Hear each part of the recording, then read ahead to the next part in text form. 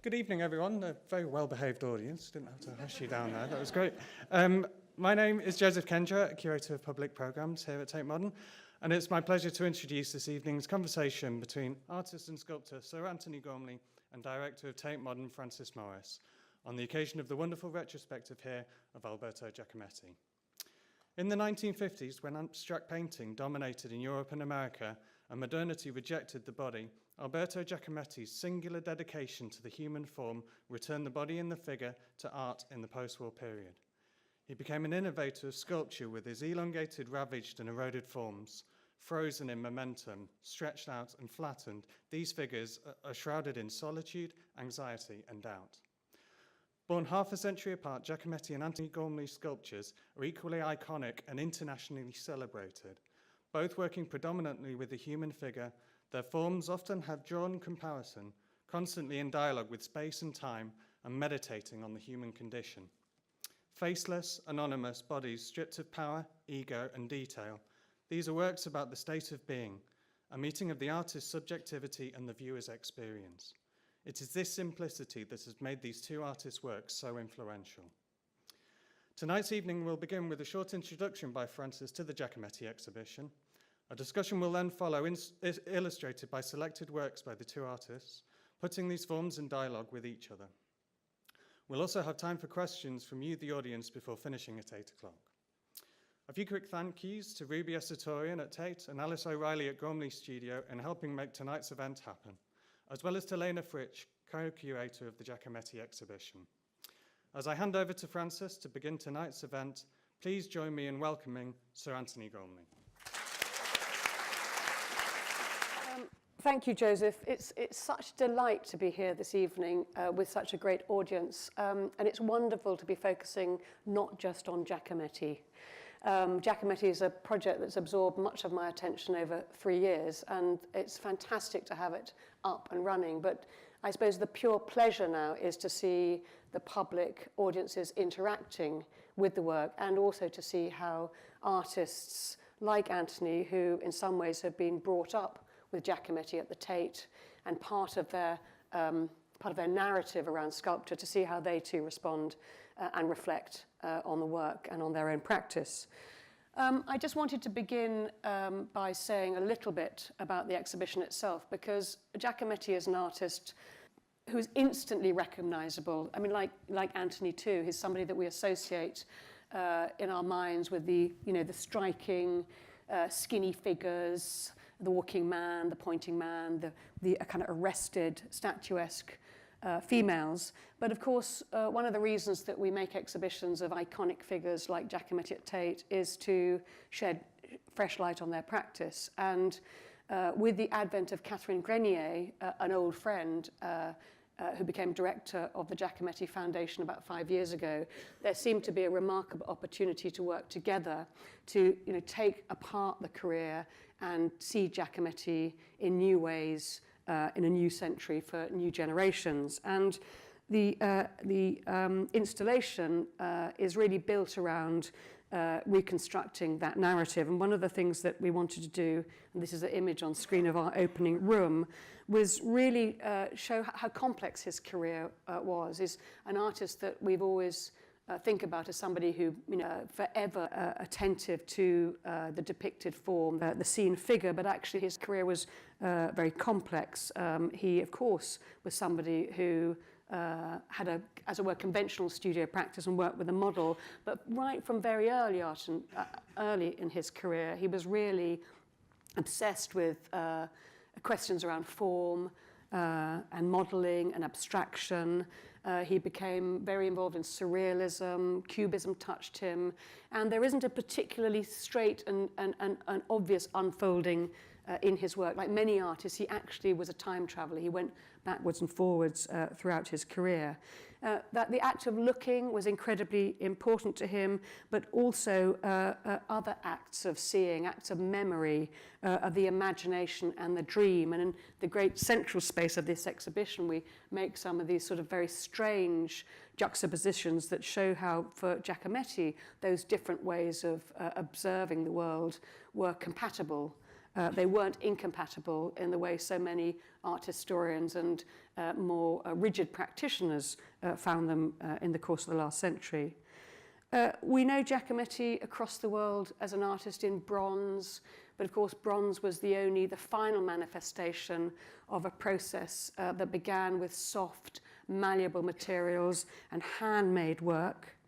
And Giacometti's work is really all about the kind of tremulous contact between his hands and the material.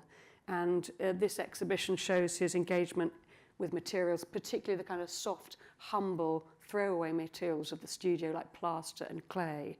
And I think that sheds a great new light on the work. Giacometti was a sculptor and a painter, and he was, in the best tradition, a painter-sculptor. Painting was a material for him, as it is for an artist like Philip de Barlo today. Painting was on a par with clay or plaster. We also know him principally as a fine artist, but from the 1930s onwards, he got deeply engaged in the decorative arts. And like many artists today, for him, it was a very fruitful alliance between different modes of working. He saw no division or no particular contradiction between making decorative works for people's homes in the marketplace and making his studio practice. Giacometti's association, of course, is with principally with the period in which he lived, in which he was most celebrated, the decade after the Second World War, beginning with an amazing exhibition that took place in New York in 1948, where Jean-Paul Sartre wrote a remarkable text about his work, and as if it was reflecting a sense of the sort of post-war impossibility of humanity ever being the same again. The world in the aftermath of the Holocaust, in the aftermath of the atomic bomb, in the aftermath of man's kind of inhumanity to man. But of course, Giacometti's art came out of a deep engagement with not just his time, but the past. And so there's another aspect of the exhibition that looks at his relationship with ancient and primitive forms. And this passage in the exhibition where you see the great Femme de Venise, which he made in 1956, but you see it through a gallery where you see Giacometti's engagement with Egyptian art, both through photographs and collections of Egyptian artifacts, but then his sculptural reflection on them, just demonstrates how he then saw the world through the eyes of the past. He literally saw the figure through the lens of Egyptian art. So that, I think, gives you some background to the exhibition. Why do it at Tate? Well, of course, Giacometti has had a long association with the Tate. We bought Man Pointing, which was made in 1947, in 1949, just only 2 years after it was made, at a time when no French public institution was recognizing Giacometti. He was deeply embedded in the pre-war and post-war avant-gardes in this country. A generation of artists coming of age after the Second World War went to Paris, and Giacometti was absolutely this was center point of what Philip de Barlo calls ugly sculpture, the sort of the geometry of fear, the artist beginning to work in bronze and deconstructing the figure in the aftermath of war. In 1965, Giacometti held his last retrospective at Tate Gallery, in the Duvines and the galleries where we've just had David Hockney. And one of the major pieces of advice he gave the then director of the Tate, John Rothenstein, was on the importance of daylight in the galleries. It's one of the reasons we opened up the ceilings at Tate Britain, and we have let natural light flood where we can into this exhibition at Tate Modern. But since that time, on that occasion, Giacometti gifted a very important group of works to Tate. He's been completely pivotal in our understanding both of the kind of canonical history of art, which very much dominated Tate's narrative in the last century. And I'm sure Antony must have come across Giacometti as a student and postgraduate in his early years as an artist. But what's interesting about Giacometti is that he has stayed at the centre as our history has become wider and broader. And as we've become to explore art from the Middle East and Africa, Giacometti still is a kind of pivotal character in the narrative of this bigger, more interconnected art history. And I think it's a great moment to see this broader depiction of his career against the background of this expanded history of modernism that we show in the collection. But on the way, of course, we've made many displays with Giacometti, not just in mixed rooms that look at the post-war or surrealism, but very specifically in dialogues where we've taken his work and we've shown it against or alongside another artist's practice. And I remember the first time we did that, when we opened, was with Barnett Newman. And I love they never met, Newman and Giacometti. And of course, Newman is sort of quintessential abstract artist, but with this single vertical line that kind of exemplifies the human figure. And when Barnett Newman first saw Giacometti's work in that 48 exhibition in New York, he described his sculptures as if they were made out of spit. And I love that sort of really visceral kind of, body quality. But we've done Giacometti and de Buffet, Giacometti and Richier, Giacometti and Bacon, Giacometti and Bourgeois. And he's a singular figure who's singularly important to other singular figures. And that's why it's such a pleasure tonight to bring these two singular figures together, because Antony, like Giacometti, has created an instantly recognizable oeuvre over 40 years of practice. You've forged your own path, but you have intensely engaged with the world around you, perhaps less so with your peers. And I think, like Giacometti, you're a standout artist, but certainly with your predecessors, and reaching far back into the history of art. That's a sort of sculpture as a pathway, something that I think you occupy a number of positions in that narrative. The sculptors you habitually talk about in your writings and talkings are the greats, Rodin, Epstein, Brancusi, and I think we can bring Giacometti into that kind of family as well. So I'm just wondering whether I should say something, because it's almost total handover to you, Anthony.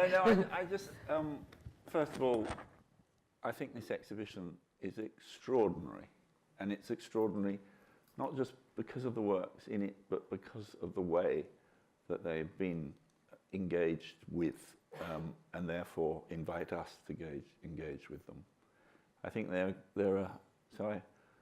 I think Francis is owed a huge debt of gratitude that actually something so well known can be made so fresh. Every room has its own distinct atmosphere, and the transition from that first room with, in a way, Giacometti's whole life in front of us as a field of busts that look towards us, that all face the same direction. And I think in that first room you get the character of the man who is looking for the job worthy of an artist in the 20th century. A man who, in the next room, shows us his ability to play and to absorb all of the games. He comes from a mountain village, arrives in Paris, and it's like this appetite for the possibility of sculpture. He's just wanting to grasp what sculpture can do. And that second room then, with that big deep shelf where you can get really close, and you just see this extraordinary array of formal possibility, starting with a body made out of 3 bits of stuff that have been thrown together. I think that this exhibition, by bringing plasticine back into the picture, by allowing plasters to sit with plasticines, and you see, in a way, the gesture of making contradicted or reconsidered through the gesture of painting. The degree to which, curiously, I've never been in an exhibition where I haven't been annoyed by the little barrier string things. I'm very annoyed about the barrier string things around my untitled work, but I've had to accept them. But here, the stringy things are used to extraordinary effect. Essentially, what you are made to feel is that distance is the essential predeterminant of vision. And that is at the core of Giacometti's project. And for me, Giacometti remains this extraordinary example. He's an example of, I think, the artist who, in a sense, in that second room, is full of the possibility of art, wants to find something that sculpture can do. He's totally open to all of the possibilities of Cubism, even of, you see it in his engagement with his father's work, with Giovanni's work, of Fauvism, of a kind of heightened colour sense in his earliest work. He's engaged with making models. So the idea that every work of Giacometti's is a proposition that cannot be finished and doesn't, in a sense, ever aspire to the totality of a monument, but asks the question of what can be made in material that will change the way we feel or think, or that actually expresses not so much what something looks like as a predetermined thing, but the very process of looking. And you know, the thing that excites me is that we all, well, maybe all of us are in some senses artists, but we when you tell a story to somebody, you're recreating an event that happened to you in order to share it, in order to allow somebody to occupy that narrative. And I think as artists, we want our work to do that. We want, in a way, to make a open proposition that other people can share and occupy. And I think that is the fantastic quality of this exhibition, that in a sense, you as a viewer are put in the position of the artist in that tiny studio in Rue Hippolyte Montbrun. And I think you sense this obsession, the admission that any attempt to grasp reality is doomed to failure, but that our duty, in a way, is to make sense of our perceptions of the world, and in some sense share it.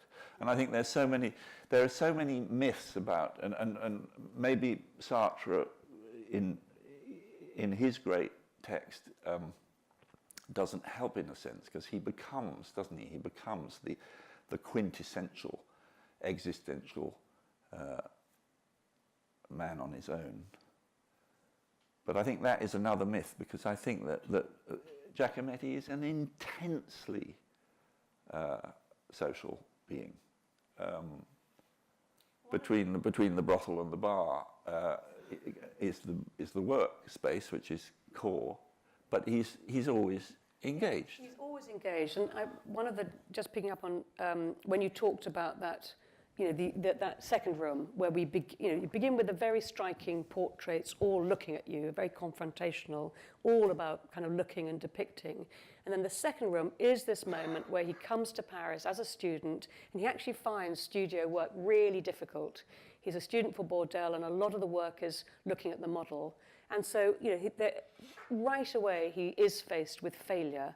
And his response is to, well, what else can I do? And there's a world to explore. Cubism is happening, the beginnings of surrealism.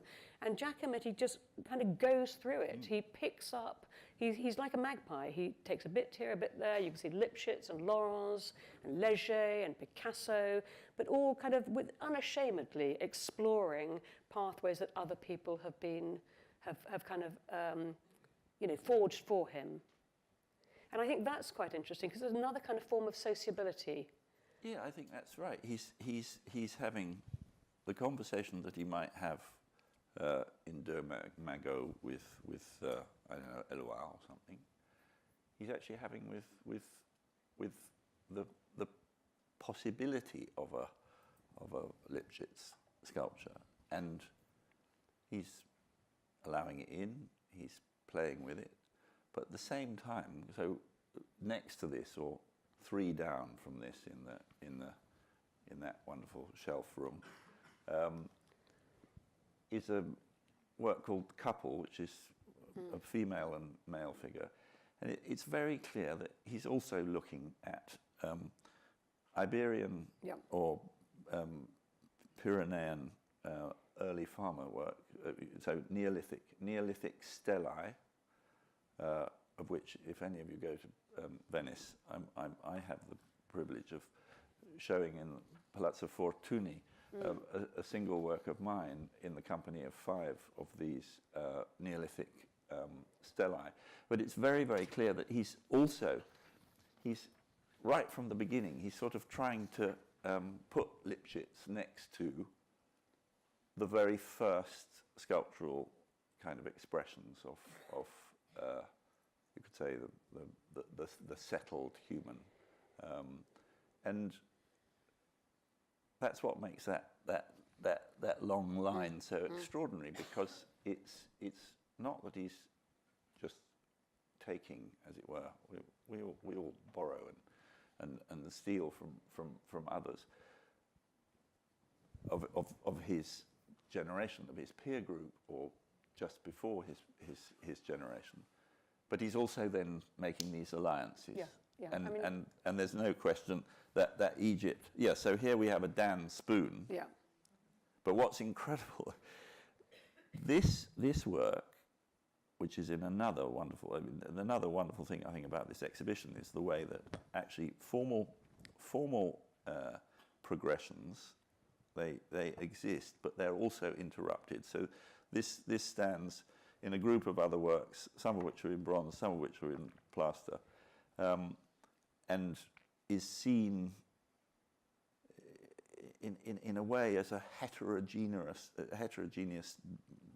group of things. But this same work, I think, comes back in the very last room, where there's this, maybe the largest standing female figure that Giacometti ever made, but exactly the same importance is given to the I suppose the pelvic kind of this idea of the core of the body of a woman being somehow this linkage of hand, pelvis, and sex.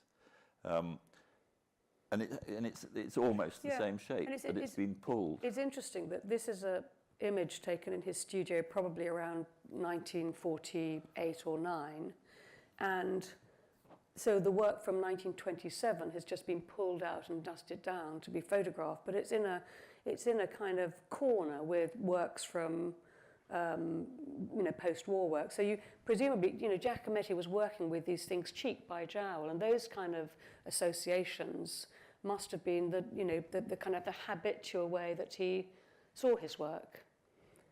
But it is as if the studio is a place where new things are born, but it's also an archaeological site. Yeah. Isn't it? Absolutely. I mean, absolutely Yeah. everything. I mean, Yeah. and this has become a trope. I mean, my studio is very different from this because I can't work like this. But it's really extraordinary that, you know, if you think of Freud or you think particularly of Bacon, that idea that the studio actually has to gather dust, and you don't throw your bottles of Krug away or your old tubes of paint. They become a midden, and the floor sort of and I think that this is a very particular environment in which, in a curious way, even his own work is now doing the cross-fertilization. Yeah, that we're absolutely. talking I about. think his work is drawing on his own past as well as the distant past.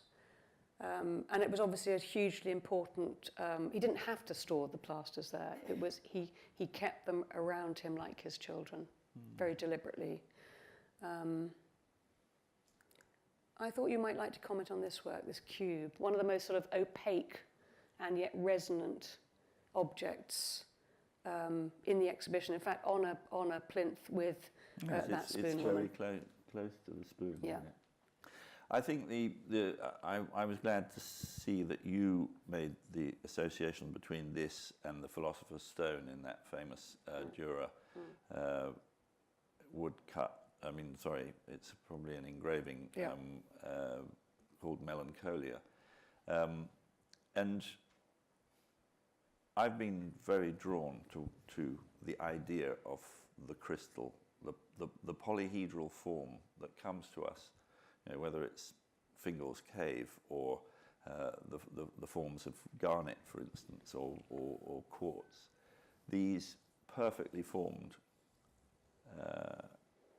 objects from nature that seem to betray an absolute geometry. And I think that this is Giacometti thinking in a way what it is that exists in natural systems, in mineral aggregation, that in some way confronts us with absolute form, and the need to make a conversation with that as well. And I was really delighted to see this, because in the context of the show, it's shown with young girl walking, spoon woman, invisible object. I've always had terrible trouble with invisible object, and only because I don't understand what those very lifelike breasts and stomach and torso are doing with these mannequin-like hands. And then, I mean, I'm thinking, if invisible object had to have a conversation with the rock drill would win. Yes. Well, I think that's why we made a group of 4. So it's a strange, enigmatic community. But it is really good, that room, because it's still there's a kind of Babel of voices there. Yeah. But it's the same thing. It's Giacometti still asking that same central question: what is sculpture? What can it do? How does it confront us with our own materiality?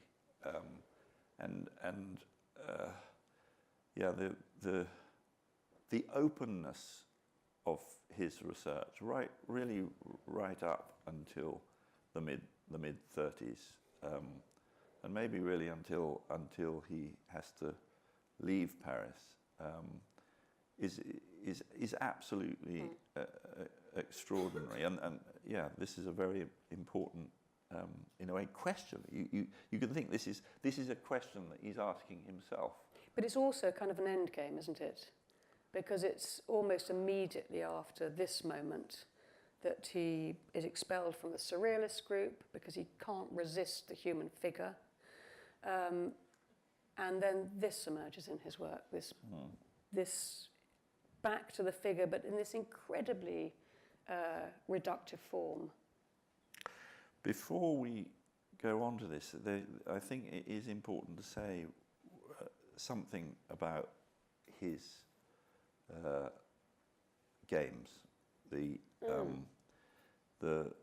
are two extraordinary enigmatic works. That one is the ball in a circuit which has a hold hole and then the possibility of rolling around, and then this other really strange, which is a sort of abstract goalkeeper Yes, that you can move. You can move along a slot, and then this head that is like a knife that can be sort of turned. And it's almost as if he's saying, well, I can't believe that he didn't look at Egyptian games. I was always fascinated in the British Museum by Egyptian. There's an Egyptian snake game that is a dice game, but it's also made in a board which has positive and negative holes, and you move stones across it.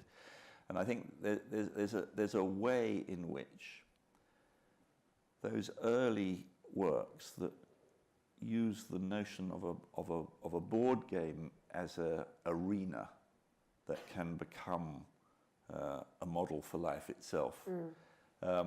And even though when you get the forest or you get the square later, it's almost as if he returns to that idea that you can miniaturize or make a kind of playground out of allusions to life itself. And I think that room with all the surrealist objects, including the heure des traces, which is just so, as a so student. these curious sort of stage sets as well as the game. So there is a kind of exploration of fantasy and the dream there. Yeah, it's true. Yeah. There's the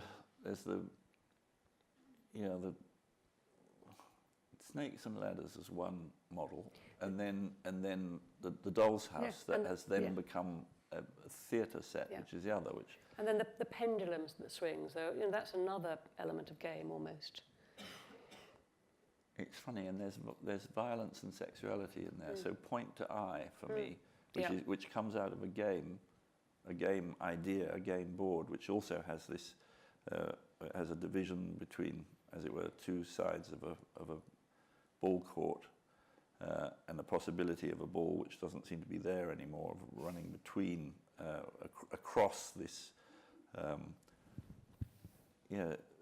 strange puppet-like head, which seems then to have this, the materialization of sight as this strange kind of baguette-like thing that comes to one eye, and it's as if,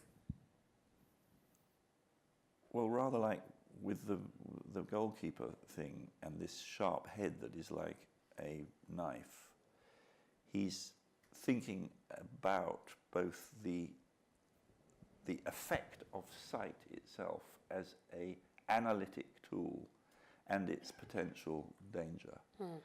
So there's a subtext here which is really to do with scopic kind of penetration and the danger of castration. But anyway, the issue about what looking, the distinction between looking and seeing as a continual obsession within the work, it just sort of comes up in very different ways. And anyway, those board games, and then the heure des traces as a student always fascinated me, because it seems like this is a chair that has been modified to make this model of indeterminacy, in which different elements that could almost come from a Calder sculpture are placed as a composition. And it's the beginning, I think, of him thinking about space itself as something that can be modelled with a frame. Yep. And then ends up with things like the nose, or well, all of the cage. And works. went on making cages for many times, and indeed when you think about his paintings, they too are constructed within cages. So that sort of and framework. you can't think of Bacon's work without recognising that actually Giacometti got there first. But thinking about seeing and looking, that brings us back to his kind of return to working from the life, or whatever you call it. And I just thought, you're an artist who deals with scale, and how you would think about Giacometti in relation to scale, because it's something that is endlessly problematic for him or fascinating for him.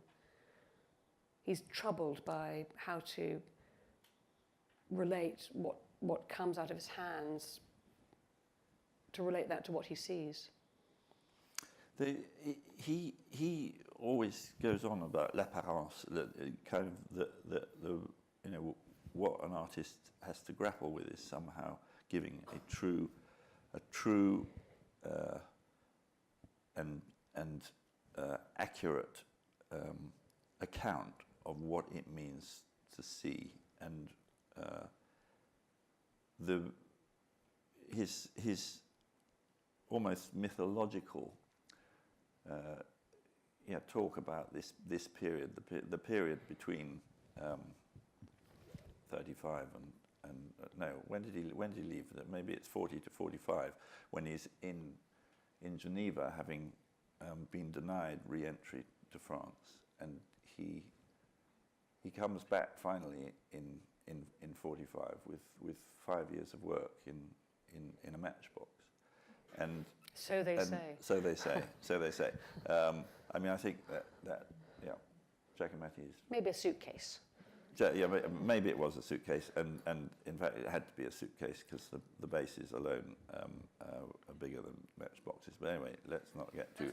The fact is that I think Giacometti, more than any other artist, has honed and refined in his scripts about his dreams or about his motivations an extraordinary kind of group of tales, myths about his own practice. But anyway, the issue about trying to make an accurate account of seeing, he says, was the thing that produced this diminution to the point where things were almost disappearing in his fingers, as he was just getting to the point where he felt that this is an accurate depiction of seeing a body at distance.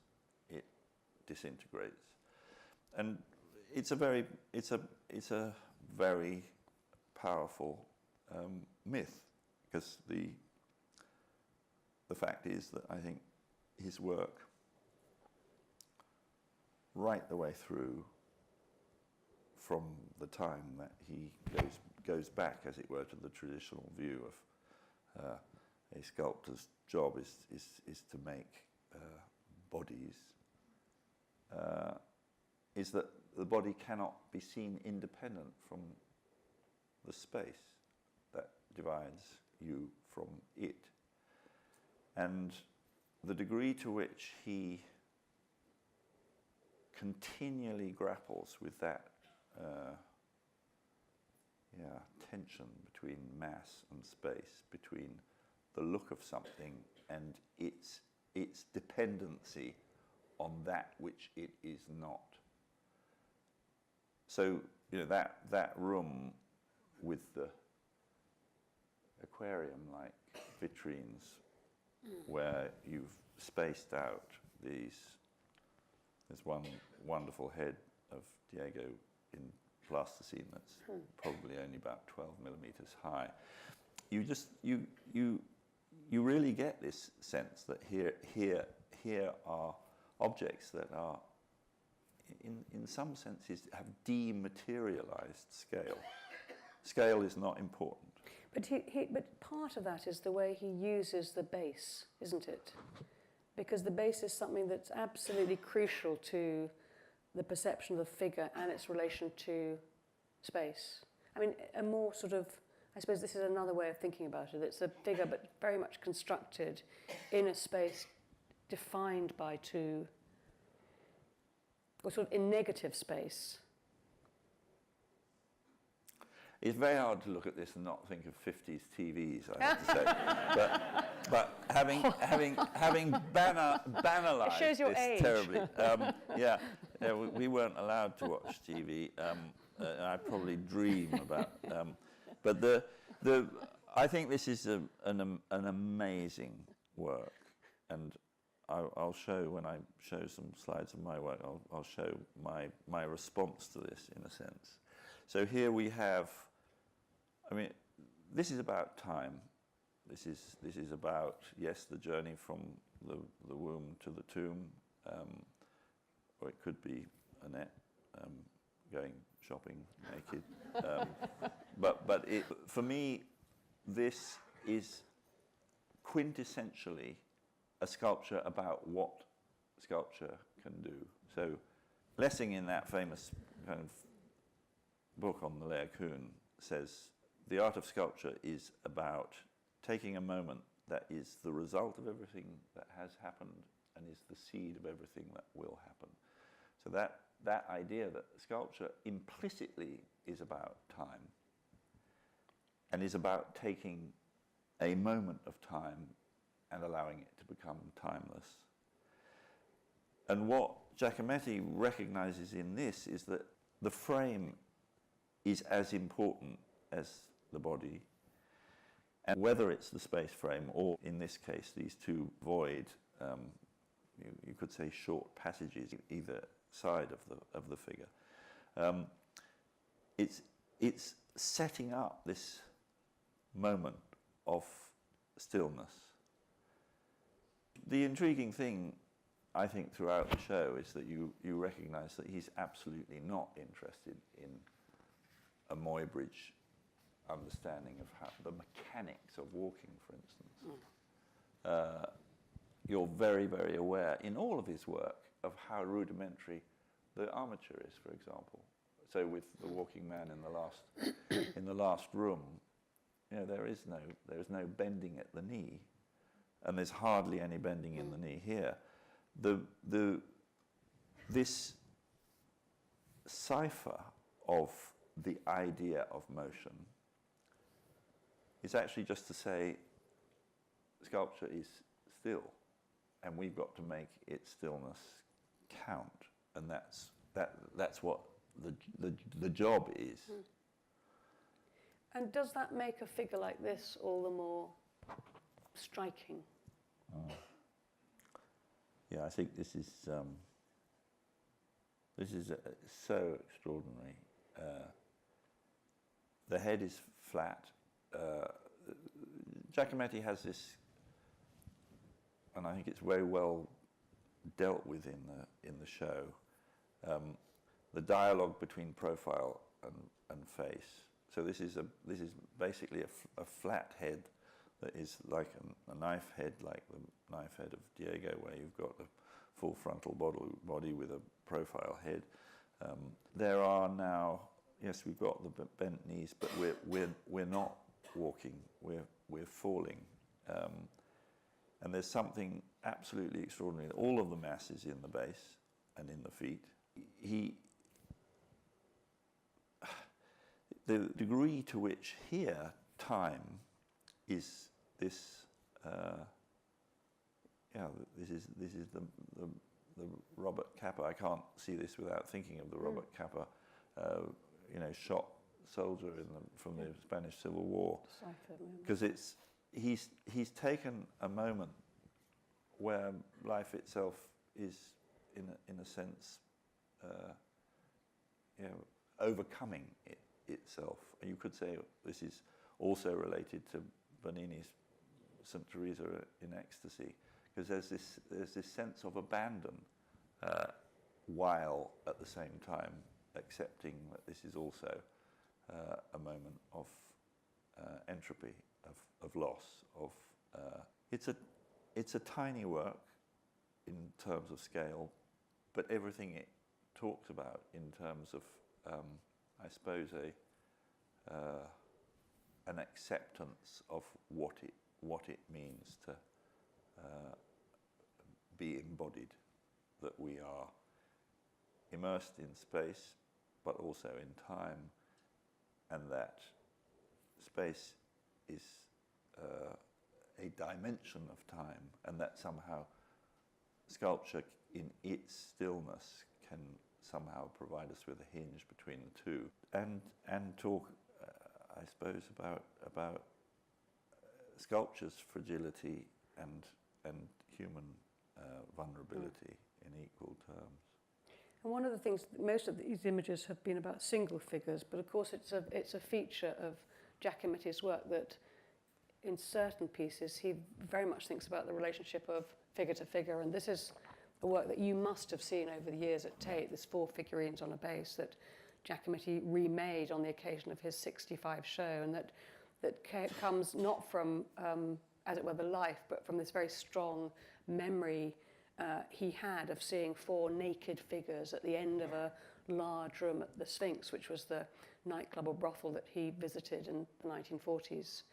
But you know, your work very much oscillates between the individual figure and the group. Yeah, this is just such an extraordinary conception, because it is, on the one hand, like his lamps and pieces of you know, functional furniture, an object that is designed to sit in a room, and at the same time, it's like all of his work, full of space and distance and strangeness.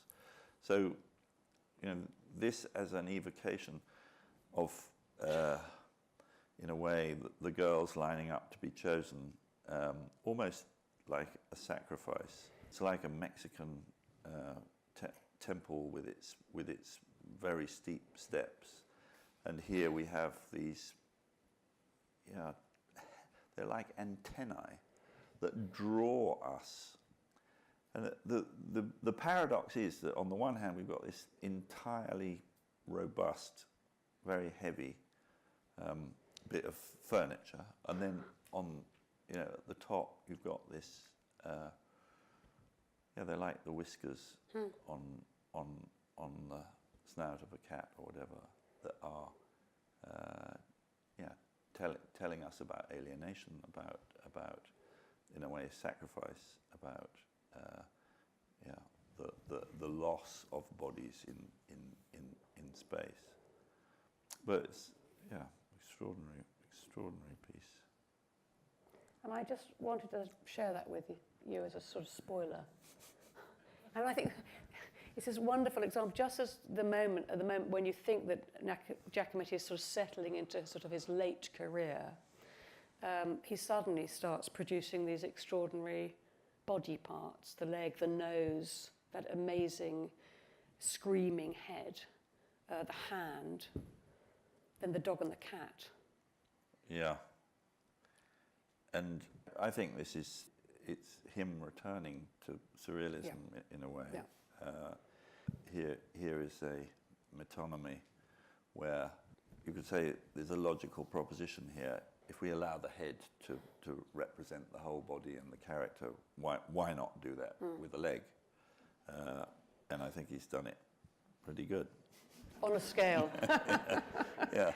And just a final, let's just, maybe we don't need to pause at this one, because you've said so much about the figure and the painted figure, but I just wanted really to maybe move on and invite you to speak a little bit about your work in light of some of those concerns. I think before we pass over this, the thing that always remains extraordinary, I think, about Giacometti is this thing that every single work looks like it's the first thing that he made. It all looks like something that I am trying to make. I'm trying to make a body, and that freshness, I have no idea how. I mean, it's obvious that this is a mania. That it's obvious that this is an obsession, but the degree to which the absolute rejection of any virtuosity of, in a way, the conventional idea of representation. Even though he's studied and drawn and copied Egyptian work, whose whole point, the whole point about Egyptian sculpture is that sense of a form that has achieved a surface, that has a tautness and a precision about it. And Giacometti completely absorbed all of that language. But at the same time, when he comes to make his work, it's as if he's fumbling about with lumps of stuff and resists all of that idea of finish in favor of just this thing. I must try to make an account of the presence, not the appearance of something. So that idea of never relying on, you could say, a conventional idea of representation, but continually going back to the root of what it means to see and to try to see through making. So he puts us in that same position, and that's the vitality and the freshness and the extraordinariness. It's a continuous sort of beginning again. Yeah. Every work is a beginning again. There is no Absolutely. finish. He was never comfortable with the result. Yeah, I mean, he says that it's, I can only, all my work tells me is the continual failure, but that I have to try again. And in that respect, he absolutely fulfills the Beckettian, fail again, fail better, recipe. So that's an image of Giacometti's exhibition at Tate in 1965, and showing you the way that he felt very comfortable. He installed this exhibition with David Sylvester, who was the curator, and was very clear that he wanted to mix up works together and show disparities of scale and that sense of a kind of coexisting of disparate modes. And I think that was something that we very much picked up on in relation to the installation here. I don't suppose you saw that show? No, I didn't.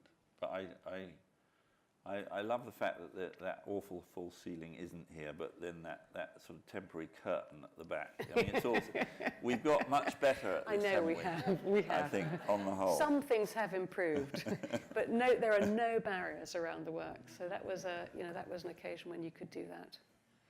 So we have a few minutes, Anthony, to run through some images of your work. Shall I go on. bring an image up? Yeah. So, what's the difference between what I'm trying to do and Giacometti? I think that essentially we're both interested in space. I think that what I love that the definition of what sculpture is that Carl-Andre came up with. Sculpture is the thing that covers the whole in the thing that it is not. That may be a bit of a conundrum, but the space that I am trying to deal with is the space that all of us inhabit at the other side of appearance. So in many senses, my project is the complete reverse of Giacometti. I am not trying to make an account of what it means to see external reality. I'm aware as I sit here now that in many senses my face belongs to you. I exist on the other side of it. Your faces belong to me more than they do to you. We negotiate our relationship with the world from the other side of appearance. And the challenge for me is how do you bear witness to that? And I suppose in the work that's here, the untitled work from the mid-80s for Francis, tries to say, well, look, actually appearances, the mere fact of light falling on a surface is not enough of a challenge, because I'm asking myself the same question. What is a challenge worthy of the life of an artist in now the 21st century? I think it is the same. I want to make a credible account of what it means to be alive and be human. But that work is simply, I hope, a body that in its position and in its attitude is open. But I wanted to say this is a void space. This is a box in human form that I want you to see that emptiness through those eye-shaped stigmata-like holes, in order for that central subject of my work, which is, in a way, the truth of consciousness existing in darkness, in the darkness of the body. And when you close your eyes and you are, as it were, one with the body, you're in a space that actually is indistinguishable from deep space. And so this is a work called Learning to See. And I think my acknowledgement of Giacometti's wish to always relate a human body to, in a way, the space that it is framed by, has now become a mapping of the surface. And you can see this is the same cartographic mapping of vertical and horizontal lines that a geographer might use on the surface of the planet, but now applied to the subjective space of a body.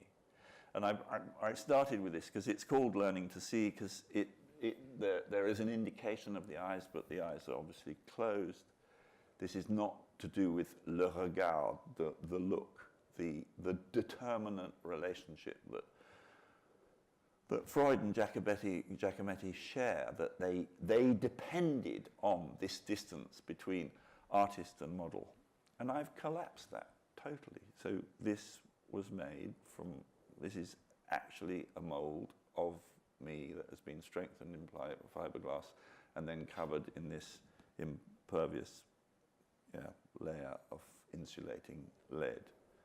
But it's hollow. It has a void inside. And so far as I'm concerned, this is me trying to make a reconciliation between the darkness of the body and space at large. This is a little bit of night exposed in the day through the agency of this lead skin. So Giacometti's relationship, that is constantly talking about the viewed subject as the thing apart, the objectification often of the female body or of his brother's head, has now become, in a sense, this internalized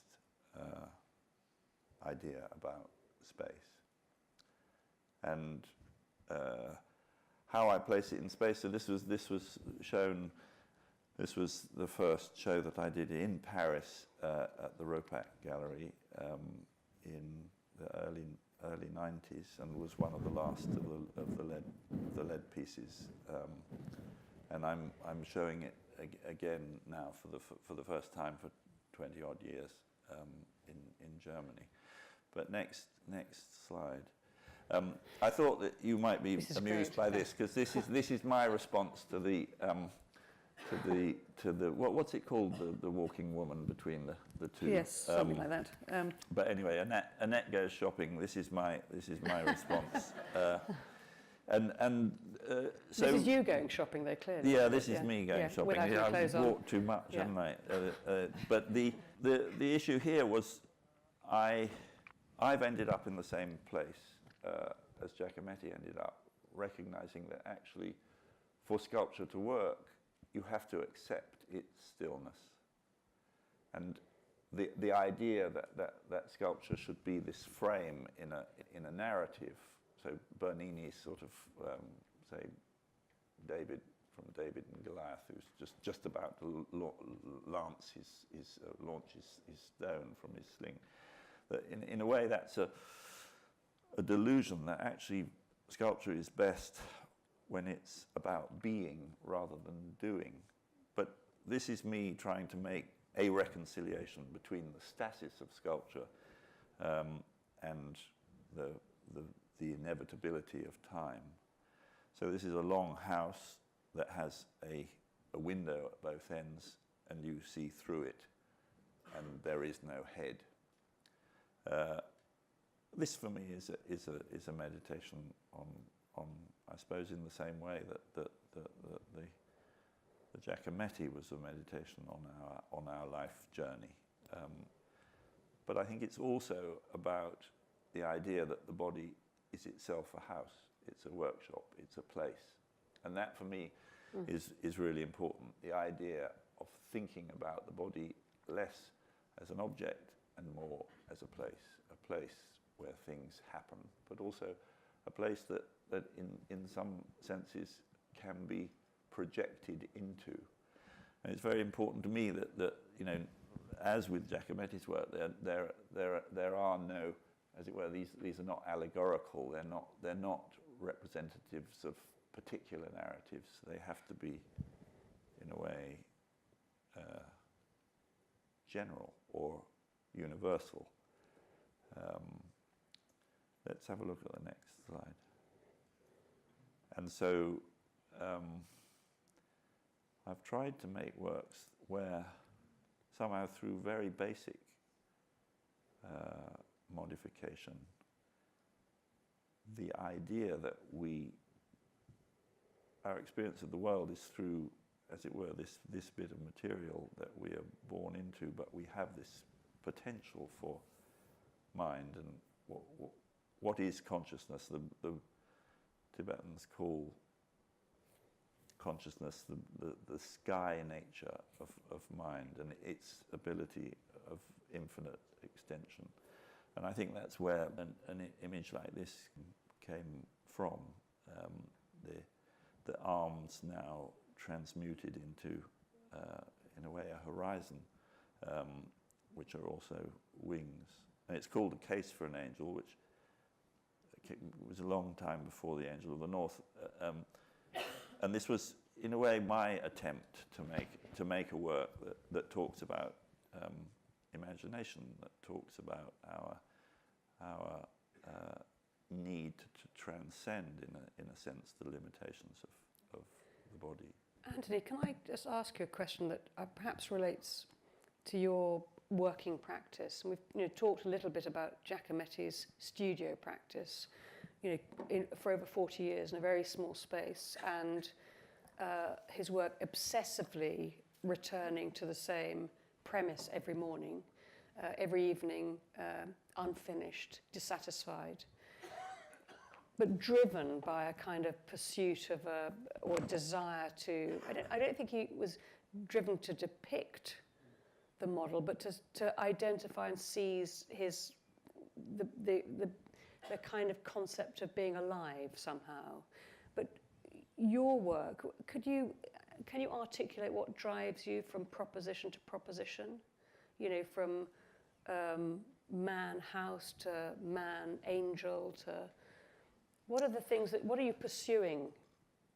How does one thing lead to another? I guess I suppose the core of this is a investigation of I suppose when I say that the work is about space or about being or about the body as a place,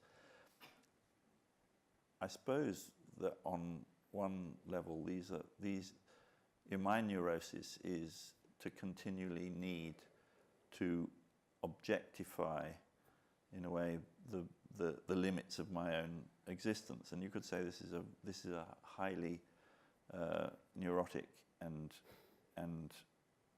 even narcissistic kind of repetitive need to kind of say, this is where I was, now I can move on.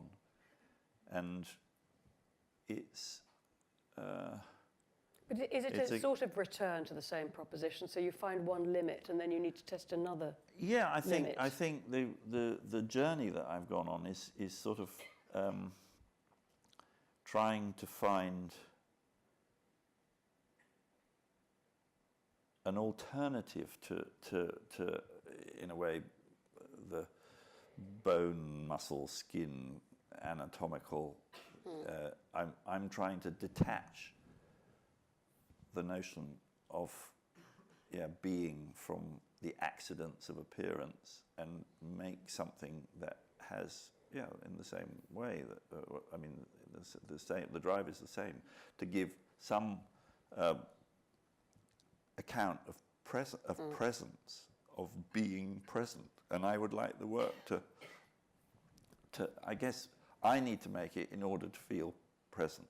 Right. And I'm hoping that reflexive and that replacement of, in a way, the idea of mimesis and representation with the idea of just saying, well, this is a stilled human space in space at large, against which you might feel your own vitality, and through which you might maybe sense your own being. I think that's what I think that for me they are instruments of me testing my own being and the limits of that.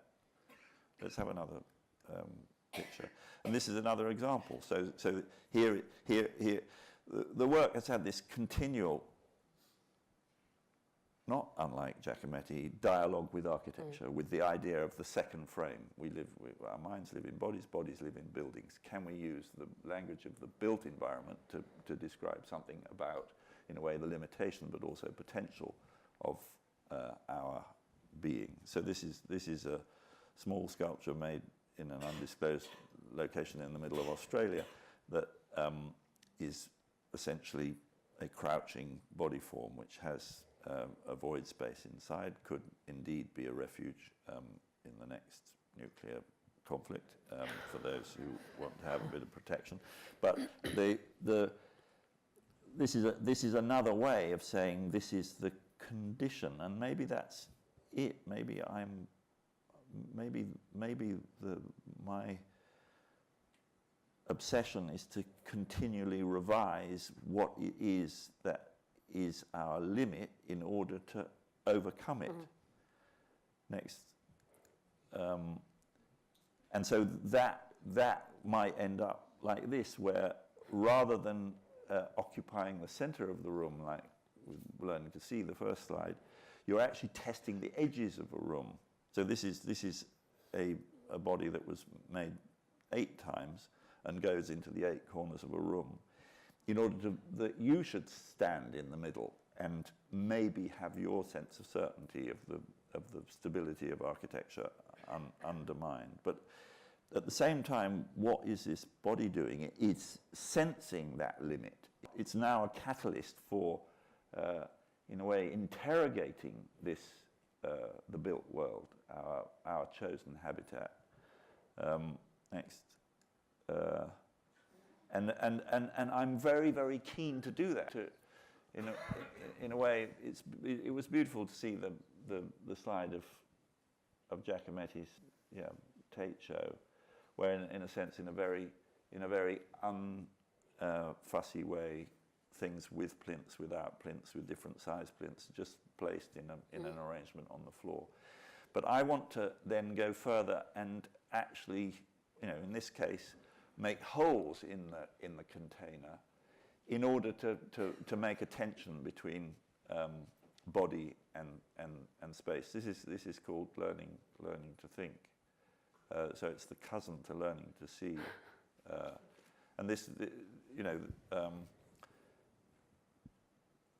this intervention with architecture itself resulted in having to remove all the glass from the windows, so that actually, this is a prison in South Carolina, that the building became open, even though the bars were there, and you were very aware of the hot, warm, tropical air, the sound of birds outside, the passage of wind through the building. So this was a kind of, and then obviously your body as a viewer in relation to the space. But these are, again, 5 more or less identical body cases inserted into architecture. But I think that this has a very direct relationship with Giacometti's wish to define the frame. And I suppose what's interesting is that, you come, several generations after Giacometti, and the terms of reference for Giacometti were almost exclusively the studio and the gallery, occasionally the museum, and once or twice he did some interesting, installations for photographic purposes in the street. But this is the expanded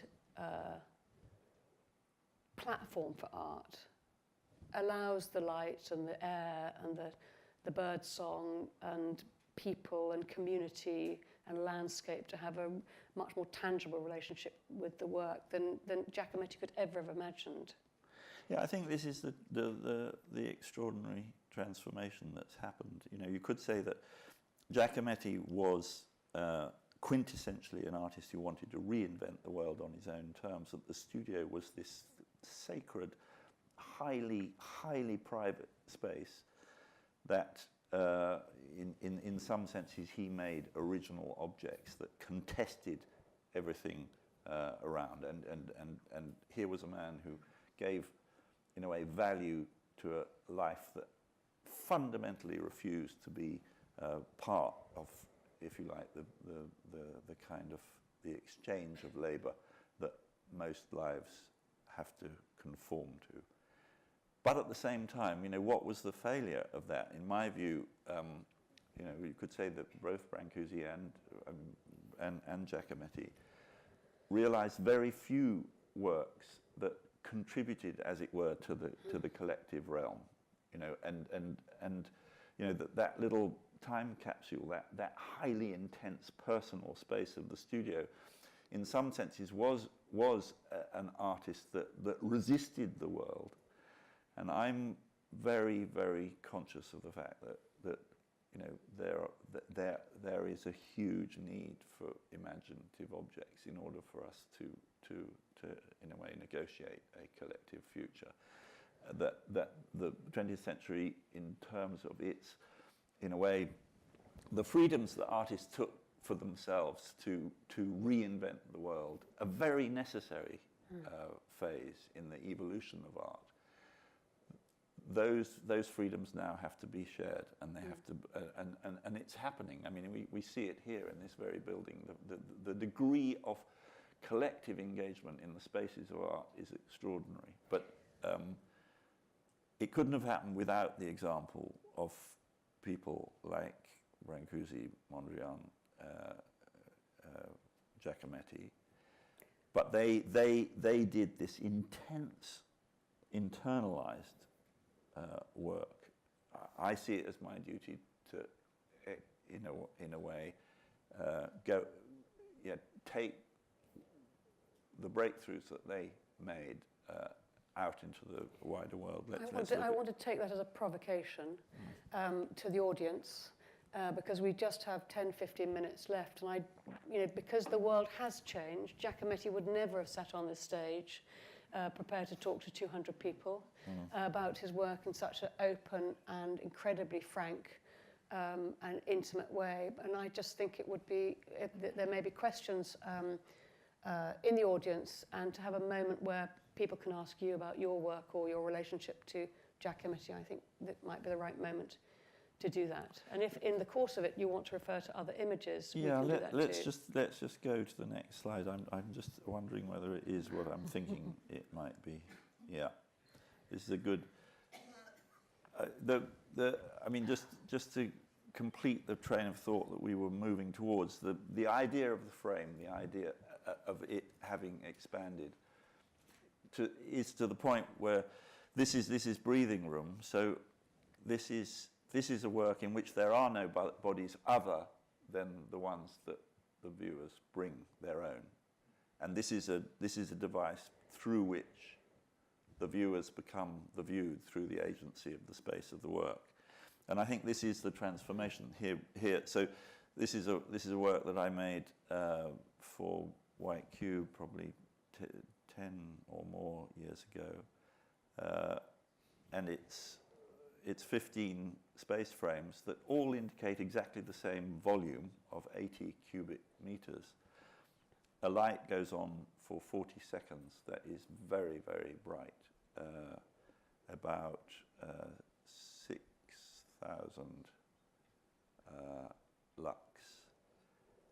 And then it goes off for 10 minutes and you're left with this, in a way, virtual landscape of interpenetrating cells which you can walk through.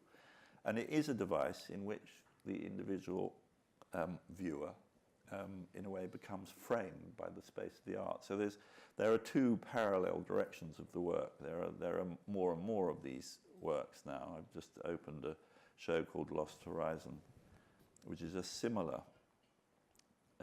in a way, instrument of auto-observation. As you walk into this space, you kind of have to be much more aware of your passage through time and space. But in the process of that, you become, in a way, a dancer in a space provided by the work.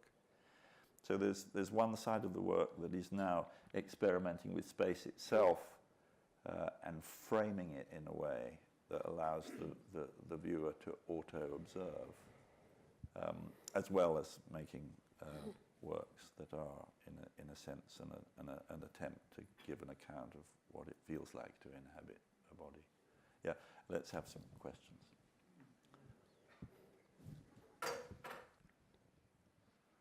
Hi. I'd just like to ask you about the fact that I've taken my children to your shows and they've loved them. And I just like, because some of the concepts you're talking about are really complicated and difficult. Yeah, sorry, that's my fault. No. But the fact is that little kids and all sorts of people can relate to your work. And I'd just like you to say a little bit about what you think about that. I think that children on the whole are our masters in terms of showing how to respond to everything, art included. And I think the fact is, I shouldn't talk about the work because, the whole point of making these still silent objects is that they should do the talking.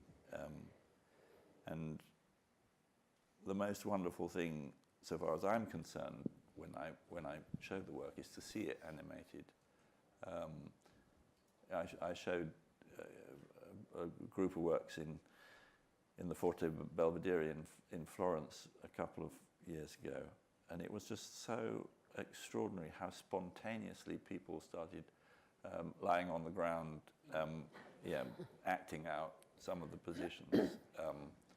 And there is, I think, for me, why did I go back to the body? Because, in a sense, the body is our primary, instrument of experience. And I think that art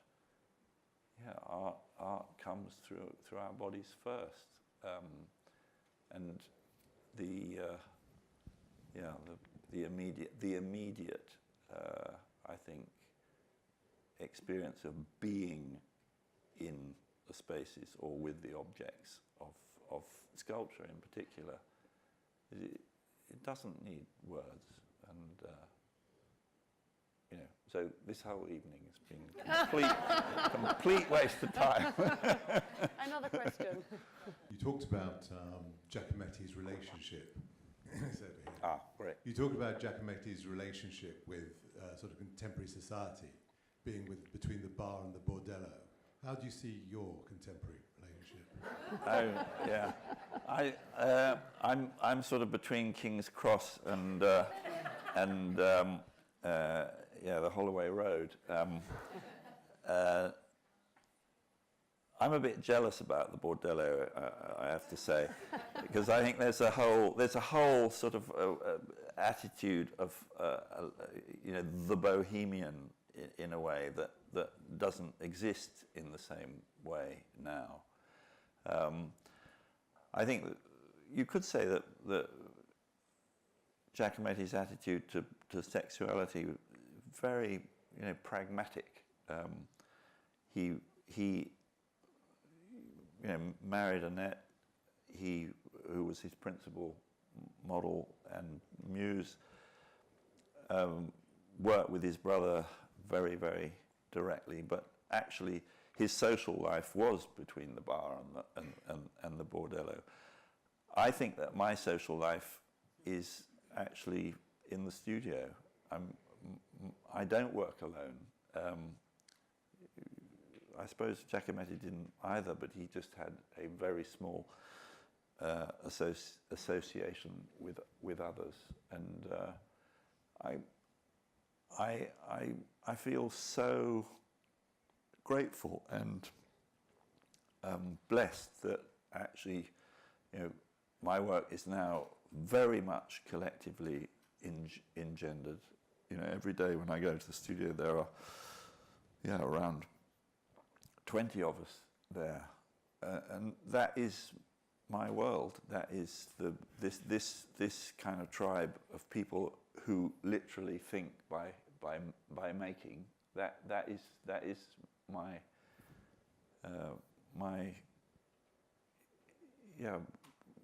primary sexual engagement. I don't need the bar or the bordello. That may be the bar and the bordello's loss or mine, but never mind.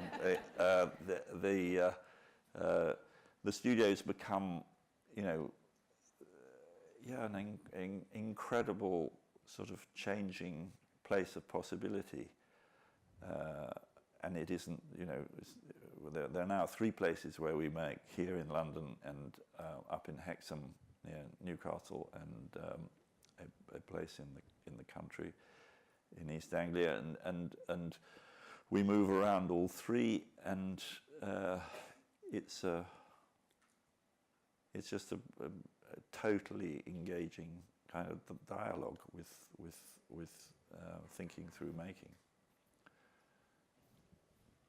So no sex, sorry. Good. There's one here. I was just wondering, when you say that your main focus is on the human, you know, skin, bone, our actual bodies, is there any element of the sort of spirituality that you're trying to get through, or a soul, or is it simply the actual physical body in the space? No, I think that as I was trying to say, quoting Carl Andre, I think that the work is about everything that it isn't. The idea of,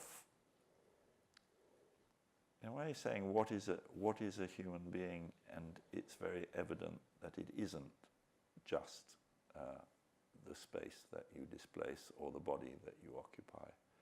It's actually all those things that are maybe unrepresentable. And in the same way that with Giacometti, I think you feel this peeling away of appearance, wanting to recognize that there are structures within structures, just as there are structures outside of the body. And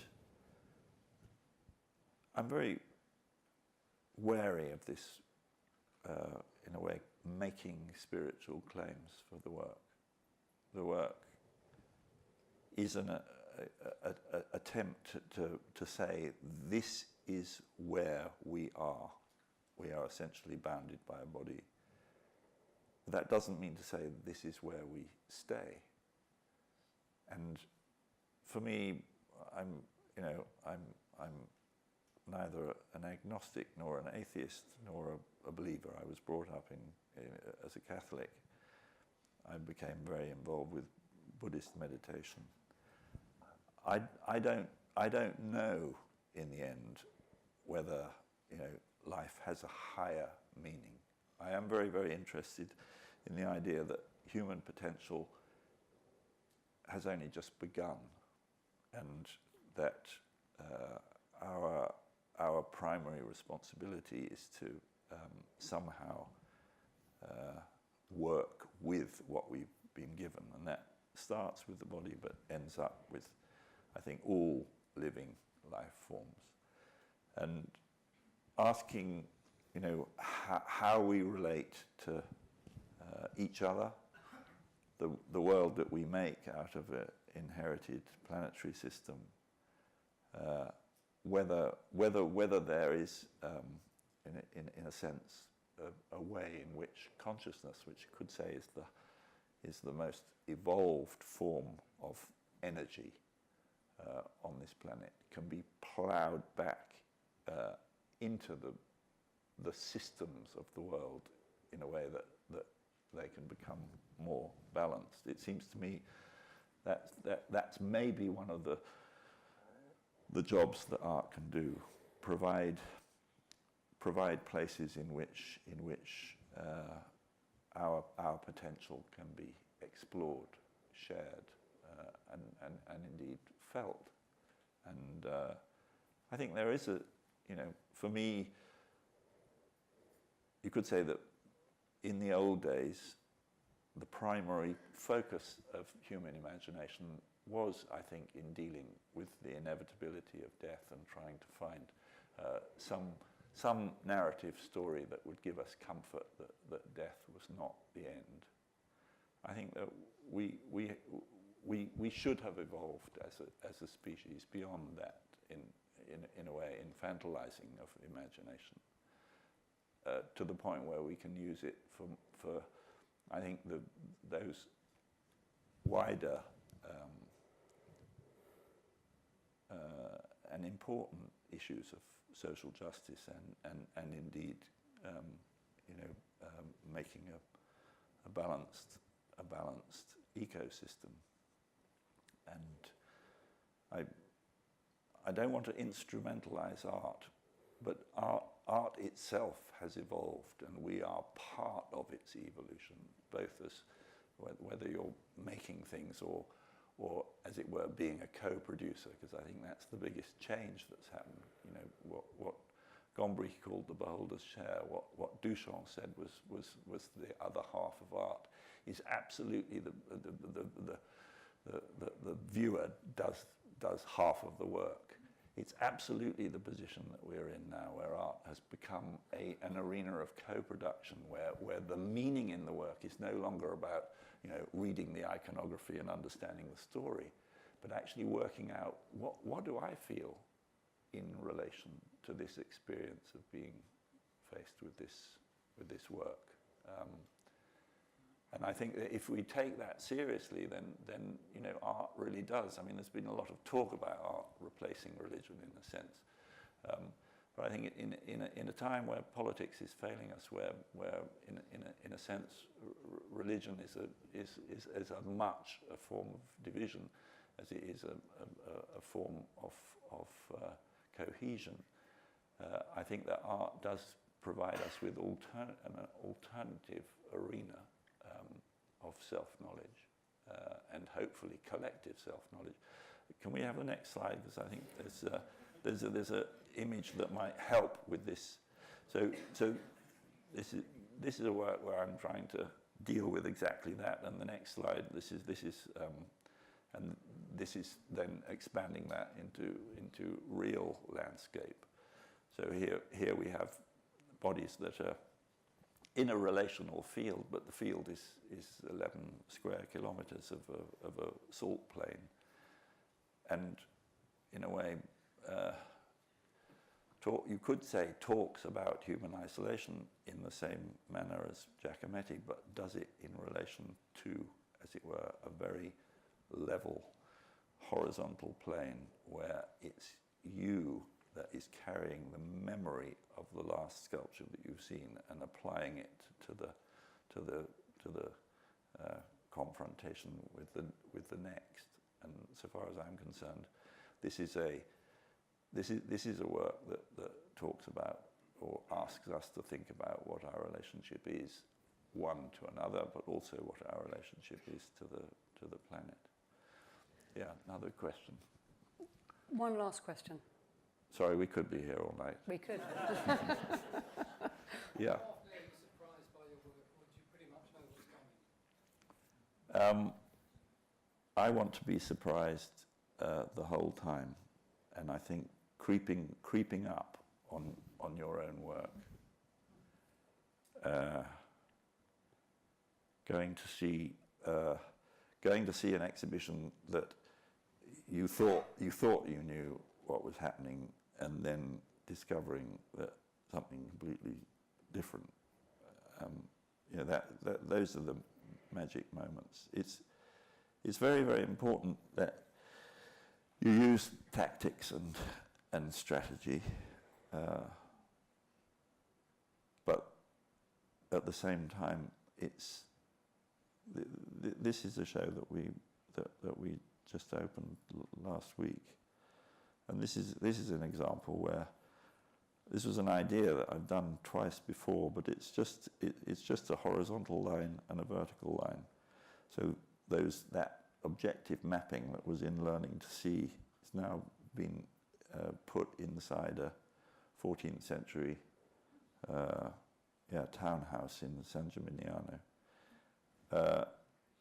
And there is no body again apart from the one that you as a viewer bring in.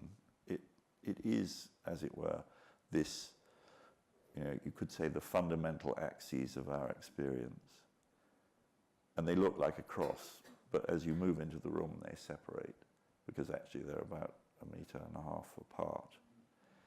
And the way that reflexively engages you, well, talking about surprise, I thought I knew what this work was and how it would work, but anyway, it did something here that was to do with the dialogue between, you could say, the absolute modernist sort of economy and geometry, Mondrian's geometry, now placed in a vaulted medieval space, and suddenly it worked in a way that I couldn't have predicted, and we only decided to move this from another space, in the process of making the show, and I think that's a whole other story. The work you make when you use your own work as the raw material for making a bigger work, which is the association between individual pieces, and that's always a process of surprise. Antony, on that note, the intersection of horizontal and vertical, I think it's a really good endpoint to thank you for taking us on an extraordinary journey, a journey that through Giacometti that's been hugely enriching for me, who thought I knew everything about Giacometti, but then using that as a starting point to shed light on your own extraordinary practice. And I think, you began by talking about I, and you end by talking about we. So you began as a, solo artist on your own in a Giacometti-like space at home. You've ended up, or arrived at, because you haven't ended up, part of a tribe of practitioners working in an incredibly communal studio practice spread across the UK, but activating spaces, old and new, inside and outside, all over the world. And the only people who truly get your work are children. And yet, you remain so vivid and so articulate and inspiring about the work that I love the idea, as you refer to, that we're just beginning. This isn't an end point, it's just a beginning. It's a beginning for all of us in this room. It's, what can I say, but thank you so much.